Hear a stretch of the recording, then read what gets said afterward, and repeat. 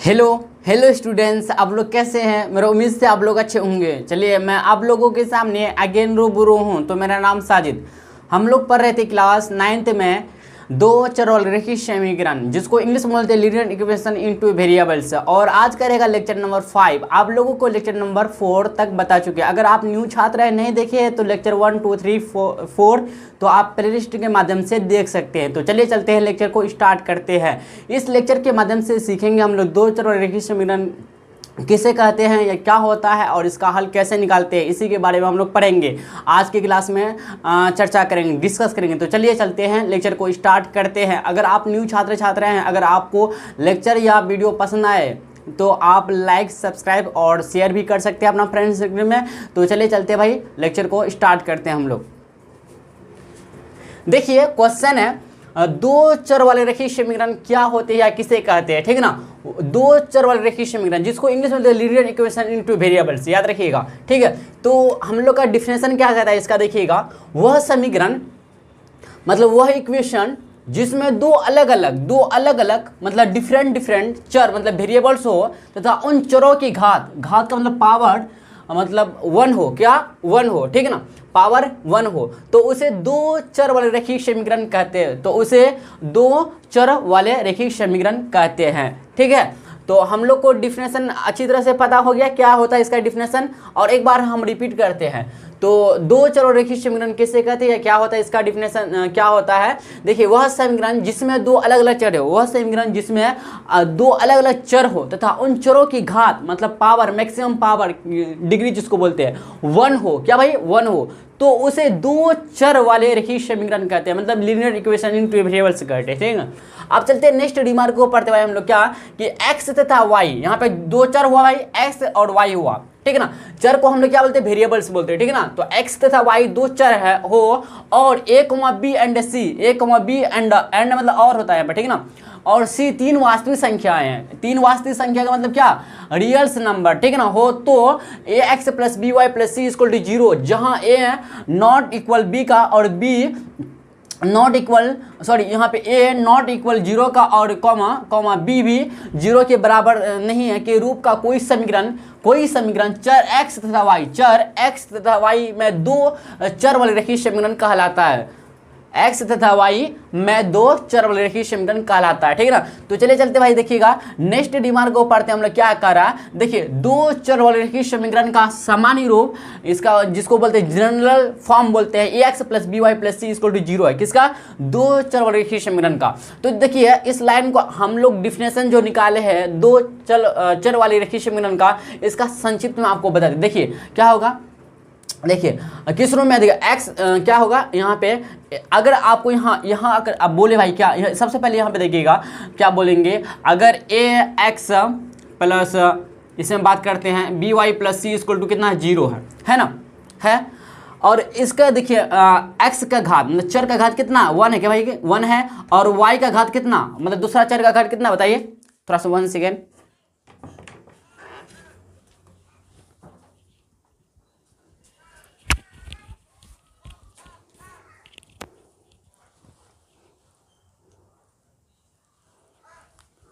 देखिए भैया, ये जो x चर हुआ और y जो चर हुआ, इसका घात कितना, पावर कितना 1 है, इसका y का चर मतलब घात कितना 1 है, और यहाँ पे c क्या अचर पद है। तो अगर आपको बोले कि x डैश x के पावर कितना है, यहाँ पे 1 है, y का पावर कितना 1 है प्लस c इक्वल टू 0, जहां जो होगा भाई, जहां होगा क्या, a नॉट बराबर होगा, क्या होगा, a नॉट बराबर 0 के होंगे और b भी 0 के बराबर नहीं होंगे, और यहाँ पे a, b एंड c जो होंगे ना वास्तविक संख्या होंगी, क्या भाई वास्तविक संख्याएं होंगी, जिसको इंग्लिश में बोलते हैं हम लोग क्या, रियल नंबर से बोलते हैं, क्या भाई रियल नंबर से बोलते हैं, ठीक है ना, रियल नंबर से बोलते हैं, ठीक है, रियल नंबर से बोलते हैं। तो देखिएगा यहाँ ax plus B Y plus C equal to 0, जहाँ a नॉट बराबर 0 का और b नॉट बराबर 0 का, मतलब a 0 के बराबर नहीं होगा और b भी 0 के बराबर नहीं होगा, और a, b एंड c जो है ना वास्तविक संख्या ये रियल नंबर से होंगे। तो तब क्या कहेंगे, देखिएगा तब यहाँ पे दो चर हुआ ना, तो क्या बोलेंगे, ax plus B Y plus C equal to 0 को हम लोग तब बोलेंगे क्या, दो चर, और यहाँ पे दो चर होना चाहिए। क्या भाई? दो चर होना चाहिए। क्या यहाँ पे अगर देखिए, इसमें देखिए तो दो चर है। क्या है? एक्स एंड वाई क्या है? दो चर है। क्या भाई? एक्स एंड वाई जो है यहाँ पे क्या है? दो चर है। क्या भाई? दो चर है। ठीक है ना, दो चर है ना, दो चर। तो देखिएगा, हम मेरा कहने का समझाने का मतलब क्या है कि आपको हम दो चर रेखीय समीकरण को समझा रहे हैं। ठीक है ना, तो A X plus B Y plus C equal to 0 होगा और एक्स एंड वाई यहाँ पे दो चर है। ठीक ना, तो जहाँ ए 0 के बराबर नहीं है, बी भी 0 के बराबर नहीं है, ए कोमा बी एंड सी जो है वास्तविक संख्या मतलब रियल नंबर से होंगे, तब कहेंगे हम x plus B Y plus C equal to 0 को दो चर वाले रेखीय समीकरण, दो चर वाले रेखीय समीकरण बोलेंगे। ठीक है ना भाई, इस बात को आप याद रखिएगा, तब बोलेंगे। इसमें कम से क्या होना चाहिए? दो चर होना चाहिए, कोई भी चर एक्स वाई, या समझ रहे ना। और दूसरी बात क्या कि इसमें घात मतलब पावर होना चाहिए, 1 पावर होना चाहिए। अगर इसमें आपको बोले कि ए जो है भाई क्या है, तो एक्स अगर बोले यहाँ पे अगर बोले भाई क्या कि यहाँ पे x का मतलब x का गुणांक क्या है? x का गुणांक इधर क्या है? तो बोलेंगे x का गुणांक होगा कितना? a होगा। और अगर बोले आपको y का गुणांक क्या होगा? y का गुणांक पूछे मतलब y का कोफिशिएंट पूछे तो यहाँ पे क्या होगा? b, क्योंकि गुणा में क्या b है तो वही b। आप c यहाँ पे क्या भाई? c यहाँ पे क्या बताइए? अचर पद। क्या है? c अचर पद मतलब कांस्टेंट टर्म है। क्या भाई? कांस्टेंट टर्म है, इस बात को भी याद रखिएगा, कांस्टेंट टर्म है। क्या भाई? कांस्टेंट टर्म है। ठीक है, समझे बात को? कोई दिक्कत नहीं, कोई कंफ्यूजन नहीं। तो चले चलते भाई, हम लोग आगे बढ़ते हैं, आप अच्छी तरह से समझ गए होंगे। तो चले चलते आपको भाई एग्जाम्पल लेकर और अच्छी तरह से समझाते हैं। ठीक है, तो आप इतना छाप लीजिए। इसका एग्जाम्पल देखिएगा, आप नीचे इसके नीचे छाप लीजिएगा। जैसे कि मान लेते हैं 3x plus 2x plus 6 equal to 0। दूसरा जैसे 4x प्लस 6y प्लस 5, यहाँ पे y होगा भाई, यहाँ y 2y plus 6 equal to 0। अब इसी तरह से 4x plus 6y plus 5 equal to 0। तीसरा देखते हैं 2x plus 5y minus 5 equal to 0। चौथा इस तरह से 6x plus 6y plus 10 equal to 0। ये सब हम लोग क्या होगा? इत्यादि मतलब ETC होगा। क्या भाई? कॉमा ETC मतलब इत्यादि। ETC को हम लोग क्या बोलते हैं? इत्यादि बोलते हैं या फिर आदि बोलते हैं। ठीक ना, इत्यादि या फिर आदि बोलते हैं, इस बात को भी याद रखिएगा आप। ठीक है, तो ये सब जो हम लोग का हुआ क्या हुआ? दो चर वाले रेखीय समीकरण हुआ, दो चर वाले रेखिक समीकरण हुआ। तो कब इसको पहचानेंगे कि दो चर वाले रेखिक समीकरण है? क्योंकि होने के लिए ना, दो चर वाले रेखिक समीकरण होने के लिए आपको सबसे पहले देखना होगा कि दो चर है। देखिए भाई, अगर हम पहला एग्जांपल का बात बोले, क्या हम लोग का 3x प्लस 2y प्लस 6 है कि नहीं? इक्वल टू 0 है, सही बात है। अब इक्वल टू 0 मिला मतलब ये समीकरण हमको इतना पता, इक्वल टू 0 मिला ना, इक्वल टू 0 मतलब बराबर का चिन्ह देखिए, मतलब क्या हम लोग का इक्वेशन हो गया है। फाइनली हम लोग का इतना पता चले इक्वेशन है। अब कौन सा इक्वेशन है? दो चर वाले रेखीय समीकरण की, एक चर वाले रेखीय समीकरण। तो यहाँ पे देखेंगे क्या चर, देखिए आपको पता हो ना, चर A to Z में कुछ भी होते चर होते, तो x और y क्या है? दो चर है भाई, बताइए। x और y जो है यहाँ पे x y क्या है? दो चर है। यस है ना? आप बोलिए जी हाँ, दो चर हुआ, यहाँ पे दो चर होगा। और चर का मैक्सिमम घात देखिए, चर का घात देखिए भाई, चर का घात x पे और कुछ नहीं मतलब 1 और y पे ऊपर कुछ नहीं मतलब, यहाँ पे चर का घात जो है ना, चर का घात क्या लिखेंगे?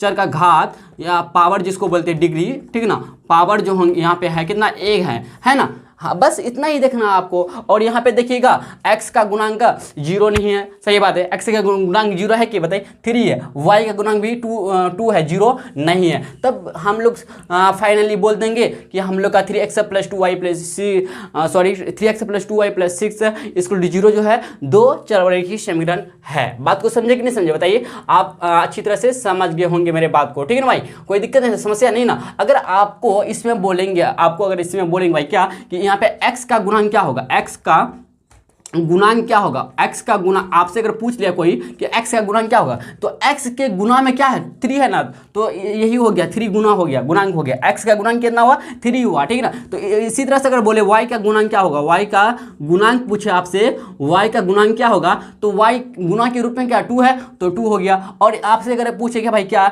यहाँ पे 6 जो है, अच्छा अचर पद क्या है इसमें, इस समीकरण में, मतलब पहला वाला जो हम लोग का दो चर रेखीय समीकरण है, इसका अचर पद क्या है? अचर पद मतलब कांस्टेंट कांस्टेंट टर्म बोलते हैं, जिसको हम लोग कांस्टेंट टर्म क्या हम लोग का बताइए तो बोलेंगे क्या है, 6 है, कितना भाई 6 है। बात को आप अच्छी तरह से समझ गए होंगे। तो चलिए चलते भाई हम लोग आप चलते क्या 2 चरवरेखीय समीकरण का हल कैसे निकालते हैं इसके बारे में सीखते हैं। आप लोग फाइनली यहाँ तक समझ गए होंगे कि 2 चरवरेखीय समीकरण किसे कहते हैं या क्या होता है, कैसे हम लोग पता करते हैं, ठीक है ना, इतना समझ गए होंगे। तो चलिए चलते हैं फिर आगे हम लोग बढ़ते हैं भाई, इसको आप लोग नोट डाउन कर लीजिएगा, ठीक है। चलिए भाई चलते हैं हम लोग आगे। अब देखिएगा नेक्स्ट क्वेश्चन हम लोग का 2 चरवरेखीय समीकरण का हल मतलब सॉल्यूशन कैसे निकालेंगे या क्या होता है, ठीक है ना, इसके बारे में हम लोग सीखेंगे। तो नियम मतलब रूल फर्स्ट है हम लोग का क्या कि 2 चरवरेखीय समीकरण का हल निकालने के लिए ना अपने मन से x या y को कुछ मान लिया जाता है, x या y को कुछ मान लिया जाता है, ठीक है। और फिर उस मान को जो मान निकलता है समीकरण में रख कर दूसरे चर का मान निकाला जाता है, ठीक है। अर्थात किसी एक चर का अलग अलग, देखिए किसी एक चर का अलग यहाँ पे अलग और 2 लिखा हुआ, अलग डैश 2 लिखा हुआ, मतलब इसको अलग को 2 बार पढ़ना है, ठीक है ना। तो अलग अलग मान रखने पर दूसरे चर का भी अलग अलग मान प्राप्त होता है, ठीक है। अतः 2 चरवरेखीय समीकरण का अपरिमित रूप से अनेक हल होते हैं। इस बात को आप देखिएगा, अंडरलाइन कीजिएगा, क्या है भाई कि 2 चरवरेखीय समीकरण का अपरिमित रूप से अनेक हल होते हैं। इस बात को भी याद रखिएगा, बहुत इंपॉर्टेंट लाइन यहाँ पे, समझे बात को, क्या 2 चरवरेखीय समीकरण का अपरिमित रूप से अनेक हल होते हैं, इस बात को याद रखिएगा। लेकिन एक चरवरेखीय समीकरण का केवल अद्वितीय हल होते हैं, मतलब केवल और केवल एक हल होते हैं, इस बात को भी याद रखिएगा। आप लोगों को मैं पहले बता चुका हूँ, ठीक है ना। तो इस प्रकार 2 चरवरेखीय समीकरण का हल निकाला जाता है, इस प्रकार से 2 चरवरेखीय समीकरण का हल निकाला जाता है, ठीक है। तो हम लोग का रूल फर्स्ट एक ही है, मतलब एक ही में है इसमें शामिल, ठीक है ना। तो दूसरा रूल नहीं है, बस यही इतना ही रूल है, तो इतना ही बात को आप लोग याद रखना है, ठीक है ना।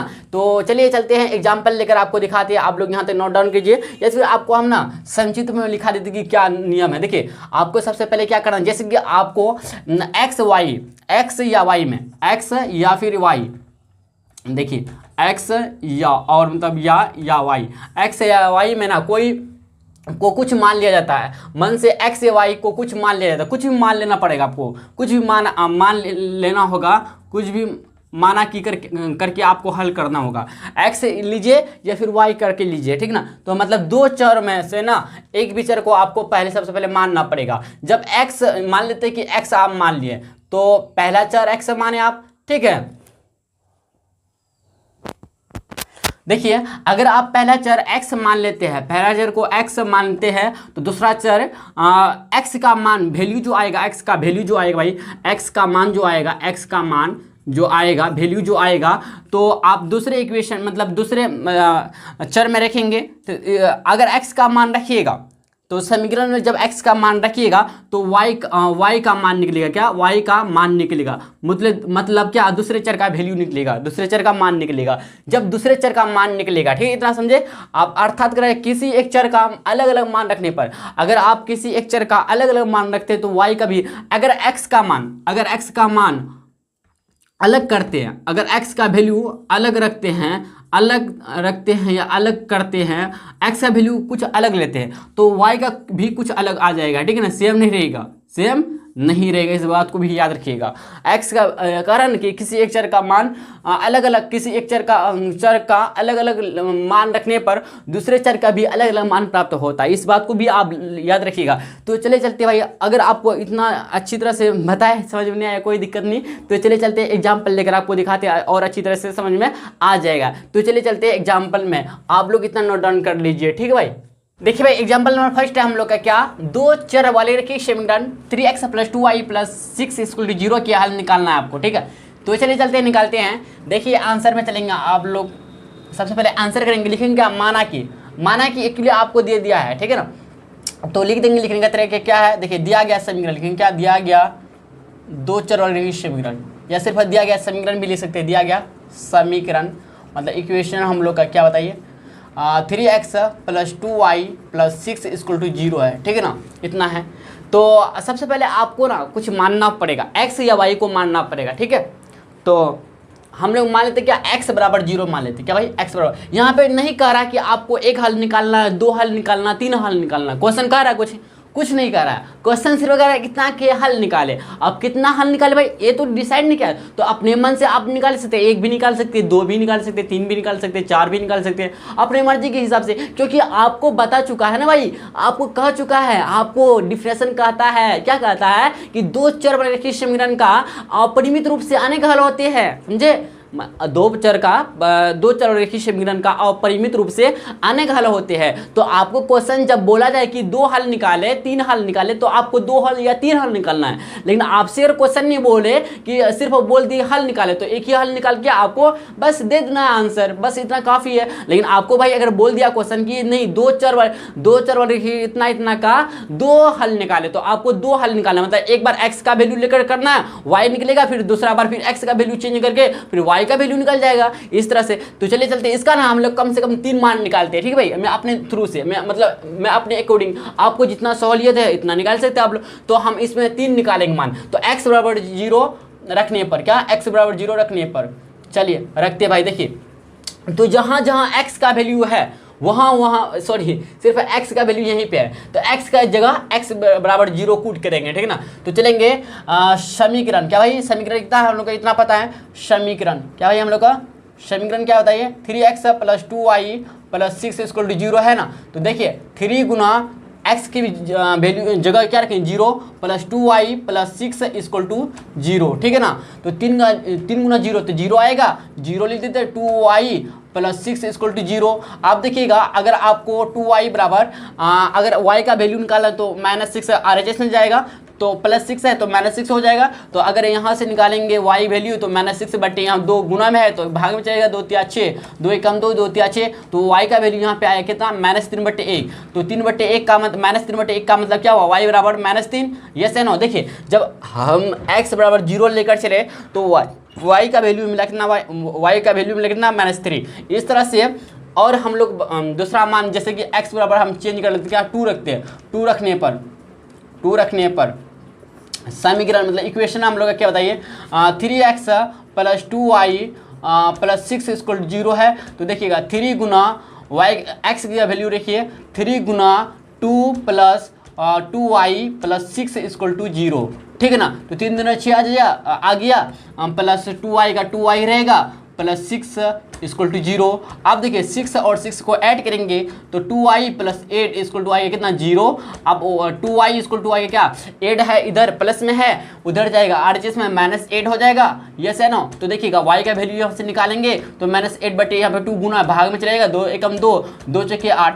तो देखिएगा y का वैल्यू मिलेगा हम लोग को कितना बताइए -4/1 मिलेगा। तो y का वैल्यू यहाँ से मिलेगा कितना -4 मिलेगा। देखिए जब हम x बराबर 0 रखे तो y का वैल्यू मिला -3, 0, -3 पहला, फिर दूसरा का क्या है बताइए 2, -4, बात को समझ रहे ना। और तीसरा हम लोग निकालते देखिएगा x बराबर मान लेते कि 3 रखने पर ठीक है। तो कम से कम 3 निकालते हम लोग देखिएगा। तो देखिए x बराबर, तो समीकरण क्या हम लोग का इक्वेशन है भाई क्या, देखिएगा ध्यान से 3x + 2y + 6 = 0 है, ठीक है ना। तो जहाँ x है तो वहाँ पे रखेंगे 3, तो 3 गुना 3 + 2y का 2y रहेगा + 6 = 0, ठीक है ना। तो 3 × 9 + 2y + 6 = 0, ठीक है। देखिएगा तो 2y बराबर 9 × 15 = 0। तो यहाँ से निकलेगा 2y बराबर -15 आ जाएगा, उधर जाएगा तो RHS में। तो देखिएगा अगर y का वैल्यू यहाँ से निकाले तो -15/2। फाइनली हम लोग का क्या है बताइए, इसका देखेंगे तो 3, -15/2। तो लिखेंगे अतः, लेकिन क्या भाई अतः, हैंस, अतः को इंग्लिश में बोलते क्या हैंस बोलते, क्या हैंस बोलते, ठीक है ना। अतः दिया गया, लिखें दिया गया 2 चर वाले रेखिक समीकरण क्या है बताइए 3x + 2y + 6 = 0 के 3 हल, क्या है बताइए 3 हल क्या है, क्या आया भाई देखिएगा 0, -3, फिर दूसरा 2, -4 एंड तीसरा हम लोग का 3, -15/2 हम लोग का है। फाइनली हम लोग का आंसर आ गया। समझे किस तरह से निकालते हैं, आप अच्छी तरह से समझ गए होंगे। तो चलिए चलते हैं फिर आगे हम लोग बढ़ते भाई, इतना आप लोग नोट डन कर लीजिएगा, ठीक है। और भी एग्जांपल आपको लेकर दिखाते हैं एक दो और, ठीक है, तो इतना आप लोग छाप लीजिए। नेक्स्ट क्वेश्चन हम लोग का, इसी में आपको एक क्वेश्चन बना के दिखाएंगे, मतलब एक नंबर कोई भी 1 2 3 चौथा में मतलब 1 से लेकर चौथा में तक। देखिए क्वेश्चन हम लोग का, निम्नलिखित समीकरणों में से प्रत्येक समीकरण के 2 हल निकालें। देखिए भाई आपको क्वेश्चन है बता रहा है 2 हल निकालने के लिए, प्रत्येक समीकरण मतलब पहला का भी, दूसरा का भी, तीसरा का भी, चौथा का भी, आपको 2 हल निकालना है। क्या निकालना है? 2 हल निकालना है, ठीक है ना। तो देखिए पहला इक्वेशन है हम लोग का, फर्स्ट नंबर का इक्वेशन है 2x + 5y = 0। दूसरा नंबर का इक्वेशन है हम लोग का x + y = -3। और तीसरा नंबर का इक्वेशन है 2y + x = 0। और चौथा नंबर का है हम लोग का इक्वेशन 3x + 4y = 12 है, ठीक है ना।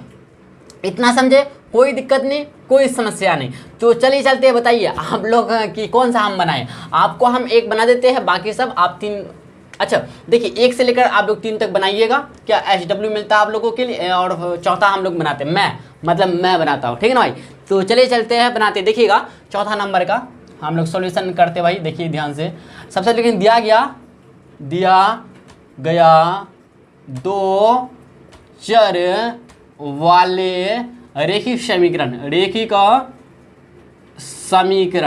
देखिए समीकरण को शॉर्ट कट में ऐसे ही लिखते हैं, ठीक है ना। तो समीकरण क्या हम लोग का दिया गया, समीकरण 3x + 4y = 12। देखिए यहाँ पे प्रत्येक समीकरण 2 हल निकालने का रहा, तो ऐसी बात नहीं कि सिर्फ 2 हल निकलेगा, नहीं भाई, अग्नि मतलब अपरिमित रूप से अनेक हल निकलेंगे। क्या भाई? अपरिमित रूप से अनेक हल निकलेंगे, इस बात को आप याद रखिएगा, समझे। तो आपके बोर्ड एग्जाम में या फिर जो स्कूल वाला एग्जाम होने वाला है, अर्धवार्षिक या फिर जो सब एग्जाम होते हैं, तो आप लोगों का एक ऑब्जेक्टिव में क्वेश्चन पूछा जा सकता है क्या कि 2 चररेखीय समीकरण का हल कितने होते, 1 होते, 2 होते, वे अपरिमित रूप से अनेक हल होते हैं। इस तरह से आप लोगों का ऑप्शन होगा, तो आप कौन सा ऑप्शन चूज कीजिए, बताइए। 2 चररेखीय समीकरण का अपरिमित रूप से अनेक हल होता है, तो ऑप्शन जैसे कि मान लेते सी में दिया अपरिमित रूप से अनेक हल, तो ऑप्शन आपको सी चूज करना है, ठीक भाई।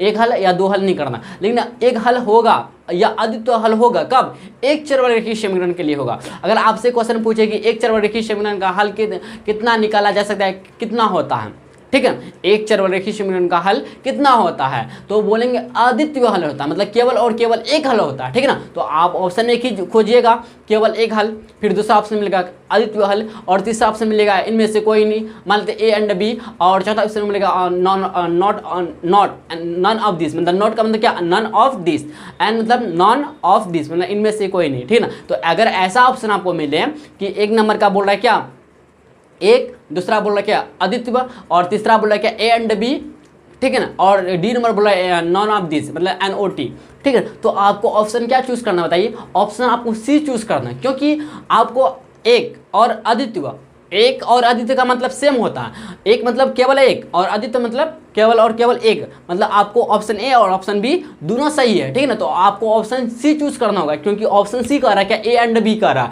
तो ए भी सही है और बी भी सही है। एक या अद्वितीय मतलब बात बराबर है, 1 बोलिए फिर या अद्वितीय बोलिए, मतलब केवल और केवल 1 हल, बात को समझे। यानी इस तरह से क्वेश्चन को घुमा के पूछ सकता है, तो आपको कंफ्यूज नहीं होना है, ठीक भाई, इस बात को याद रखिएगा आप, ठीक है। हाँ, आपको दिमाग में हमेशा रहना चाहिए, कॉन्सेप्ट बैठा रहना चाहिए क्या कि 2 चर वाले रैखिक समीकरण का अपरिमित रूप से अनेक हल होते हैं, और 1 चर वाले रैखिक समीकरण का अद्वितीय हल होते हैं, मतलब केवल और केवल 1 हल होते हैं। इस बात को आप याद रखिएगा, ठीक है फाइनली। तो चलिए चलते हैं, देखिएगा दिया गया 2 चर रैखिक समीकरण 3x + 4y = 12 है, ठीक है ना। तो चलिए चलते हैं, इसका हल निकालते हैं। देखिएगा सबसे पहले x = 0 रखने पर कर लेते हैं, या कुछ भी आप मान सकते हैं, x = 1 2 5 कुछ भी मान लेते हैं, 2 x = 2 रखने पर, चलिए 2 रखते हैं हम रखने पर। देखिएगा तो समीकरण क्या हम लोग का इक्वेशन भाई क्या है, 3x + 4y 12 है ना। तो देखिएगा x की जगह हम 2 पुट करेंगे, तो 3 गुना x की जगह 2 रखेंगे प्लस 4 y = 12 है, ठीक है ना। तो 3 गुना 6 प्लस 4y = 12 आ जाएगा। तो अगर भाई यहाँ पे 4y को रहने देंगे और 6 है ना LHS में, RHS में लेकर जाएंगे तो 12 - 6 हो जाएगा। तो यहाँ से देखिएगा तो 4y = 12 में 6 जाएगा, तो आएगा कितना 6 आएगा। तो इम्प्लाइड एट y का वैल्यू यहाँ से निकलेगा कितना 6/4 बट्टे में 4 आ जाएगा, ठीक है ना। तो आगे चले तो देखिएगा तो y का वैल्यू मिलेगा हम लोग को, देखिए 2 दूना 4, 2 तिया 6, तो y का वैल्यू कितना मिला 3/2 मिला। समझे कि नहीं समझे? तो हम लोग का पहला जो आया हल कितना है बताइए, 2,3/2 पहला हल निकला। अब इसी तरह से हम लोग और भी निकाल सकते हैं, तथा निकाल सकते हैं क्या, और भी निकाल सकते हैं हम लोग। x बराबर देखेंगे क्या, x बराबर कुछ भी, जैसे कि 4 मान लेते हैं, 4 रखने पर ठीक है। चलिए देखते हैं, 4 रख कर देखते हैं। देखिए तो समीकरण मतलब इक्वेशन हम लोग का क्या बताएं, 3x + 4y = 12। आप एक बार ना समीकरण को लिख दीजिए, इम्प्लाइड डेट, इसको बोलते हैं क्या, इम्प्लाइड डेट मतलब यह होता है इसका मतलब, ठीक है। 3x तो x जो कूट करेंगे मान कितना 4 + 4y = कितना 12 होता है। तो 4 तिया 12 + 4y = कितना 12, ठीक है ना। तो देखिए ये 12 देखिएगा, ये जो 12 है LHS में RHS में तो -12 हो जाएगा, तो 4y का 4y रहने दीजिए, 12 - 12, तो इसका वैल्यू जो आएगा कितना आएगा बताइए, 0 आएगा। कितना, 12 में 12 घटा कितना 0, तो यहाँ पे देखिएगा y का वैल्यू 0/4, तो ऊपर में अगर 0 है, नीचे में कुछ भी कितना भी बड़ा संख्या है तो इसका वैल्यू कितना आता है, 0 ही आता है, तो y बराबर 0 आ गया। तो हम लोग का दूसरा निकला क्या हल बताइए, 4,0, क्या भाई 4,0। तो देखिएगा x वाला पद को पहले लिखते हैं, ठीक है ना, और y वाला को बाद में लिखते हैं, तो 4,0 लेगा। तो लिखेंगे क्या आया हम लोग को बताइए, अतः लिखेंगे, अतः 2 मिल गया ना हम लोग का हल। यही तो कह रहा था कि समीकरणों में से प्रत्येक समीकरण के 2 हल निकाले, 2 हल निकला। पहला इतना, कहाँ गया पहला इतना भाई, और दूसरा इतना, तो लिखेंगे क्या, अतः दिया गया समीकरण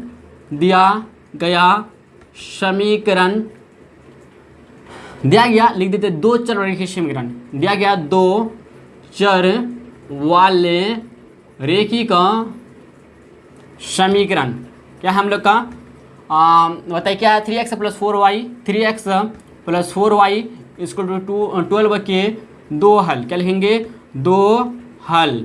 क्या भाई निकला, पहला जो निकला कितना 2,3/2 एंड दूसरा निकला कितना बताइए 4,0। फाइनली हम लोग का आंसर भाई हो गया।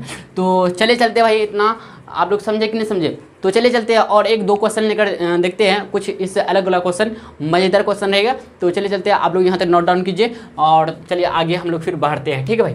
देखिए भाई आप लोगों के सामने एक क्वेश्चन है भाई, क्या क्वेश्चन है हम लोग का, बिंदु मतलब पॉइंट 5,12 से होकर जाने वाली 2 रेखाएं के समीकरण लिखे। 2 रेखाएं के समीकरण निकलना आपको लिखना है, समीकरण मतलब इक्वेशन लिखना है, ठीक है। इस प्रकार की और कितनी रेखाएं हो सकती है और क्यों, रीजन के साथ बताना, ठीक है भाई, वजह के साथ बताना। तो चलिए चलते हैं, देखिए भाई इसको सॉल्व करते हैं। देखिए माना कि लिखेंगे, माना कि बिंदु P मतलब बिंदु P, माना कि पॉइंट मतलब P 5,12 से होकर जाने वाली 2 रेखाएं,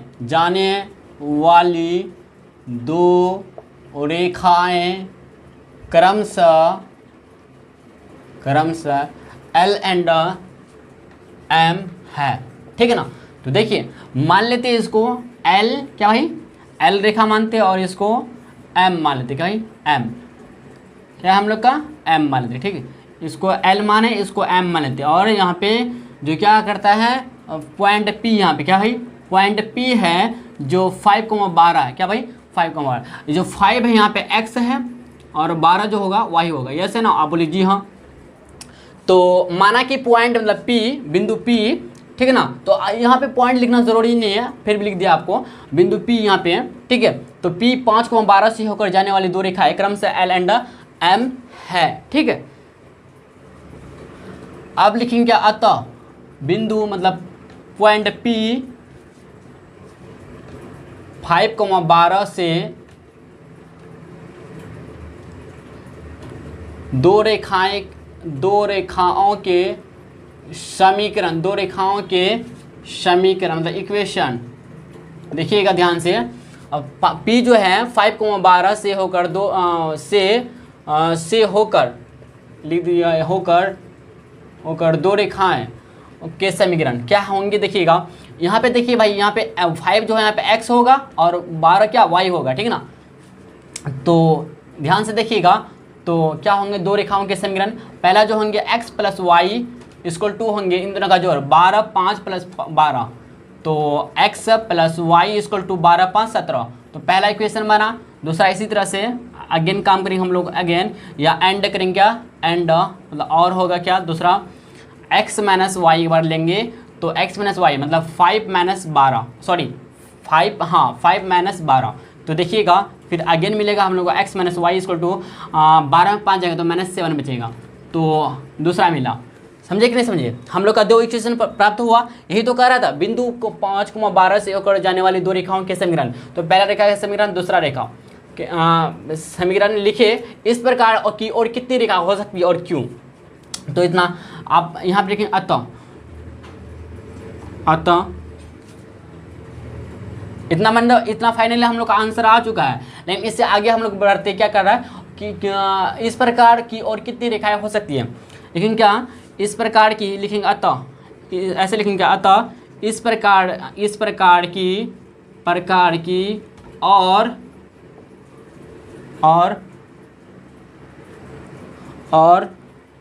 अनंत रेखा या अपरिमित रूप से अनेक रेखा, इस प्रकार की और अनंत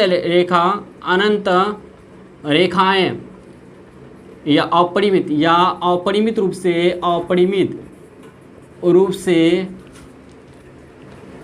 अनेक रेखाएं हो सकती है। क्योंकि भाई आपको पता होना चाहिए, क्योंकि लिखेंगे क्या, क्योंकि बिकॉज मतलब क्योंकि एक पॉइंट से मतलब एक बिंदु से अनंत रेखाएं गुजर सकती है। चलिए भाई फाइनली हम लोग का आंसर प्राप्त हो गया। समझे कि नहीं समझे। देखिए क्वेश्चन कर रहे थे हम लोग क्या, बिंदु 5,12 से होकर जाने वाले दो रेखाएं के समीकरण। तो पहला समीकरण मिला यहाँ पे, दूसरा समीकरण मिला यहाँ, ठीक है ना। तो दो रेखाएं के समीकरण लिखे, पहला समीकरण दूसरा समीकरण लिख दिया। इस प्रकार की और कितनी रेखाएं हो सकती है और क्यों, तो लिखे यहाँ पे अतः करके, इस प्रकार की और अनंत रेखाएं या अपरिमित रूप से अन्य रेखाएं हो सकती हैं, क्योंकि एक बिंदु से अनंत रेखाएं गुजर सकती है। सही बात है। अगर आपको पता होना चाहिए कि एक पॉइंट से ना, एक बिंदु से हम अनंत रेखा गुजार सकते हैं, अनंत रेखाएं गुजार सकते हैं। इस बात को आप ध्यान रखिएगा, ठीक है भाई, इस बात को आप ध्यान रखिएगा, अनंत रेखाएं गुजर सकती हैं, ठीक है। अगर आप नहीं जानते हैं ना, तो आपको हम ज्यामिति वाला चैप्टर में पढ़ाएंगे शायद, ठीक है ना, तो आपको अच्छी तरह समझ में आ जाएगा। तो अभी फिलहाल के लिए समझिए क्या, एक पॉइंट से, एक बिंदु से हम लोग अनंत रेखाएं अनंत मतलब अपरिमित रूप से अनेक रेखाएं मतलब लाइन से गुजार सकते हैं। इस बात को आप याद रखिए ध्यान में। समझे कि नहीं समझे। तो चलिए चलते हैं, इस क्वेश्चन का हम लोग का सवाल का जवाब मिल गया, मतलब सॉल्यूशन हो गया। तो चलिए चलते भाई इस लेक्चर का लास्ट क्वेश्चन की तरफ बढ़ते, इसी टाइप का क्वेश्चन है। तो चलिए चलते हैं, चलिए भाई चलते हैं। लास्ट क्वेश्चन इस लेक्चर का भाई क्या क्वेश्चन कर रहा, बिंदु -2,8 से होकर गुजरने वाली तीन रेखा। यहाँ पे पहले इससे पहले वाला क्वेश्चन में दो रेखाएं कर रहा था, यहाँ पे तीन रेखाएं का समीकरण लिखे और इसमें रीजन बताना था, इसमें रीजन नहीं कर रहा। तो चलिए चलते हैं, देखिएगा आंसर में चलते हैं हम लोग। देखिए सबसे पहले हम लोग क्या लिखेंगे, माना कि करेंगे हम लोग सबसे पहले, माना कि बिंदु P -2,8 से होकर माना कि P जो बिंदु है हम लोग का P पॉइंट P से -2,8 से होकर जाने वाली तीन रेखाएं, क्या भाई, तीन रेखाएं क्रमशः L, M एंड N है, मान लीजिए, ठीक है ना, L, M एंड N है, ठीक है। तो लिखें अतः, क्या लिखेंगे, अतः, ठीक है। तो बिंदु P -2,8 से होकर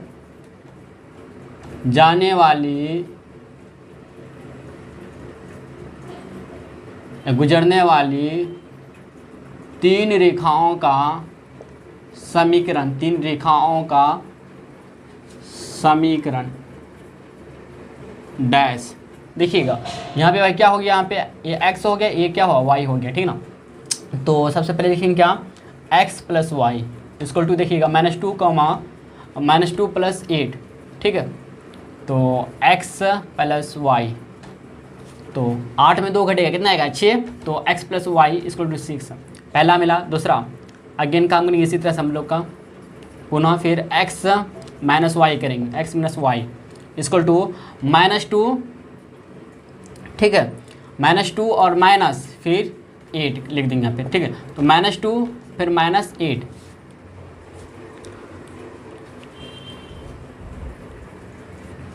तो -2 -8 ऐड हो जाएगा, -10 हो जाएगा, ठीक है ना, -10।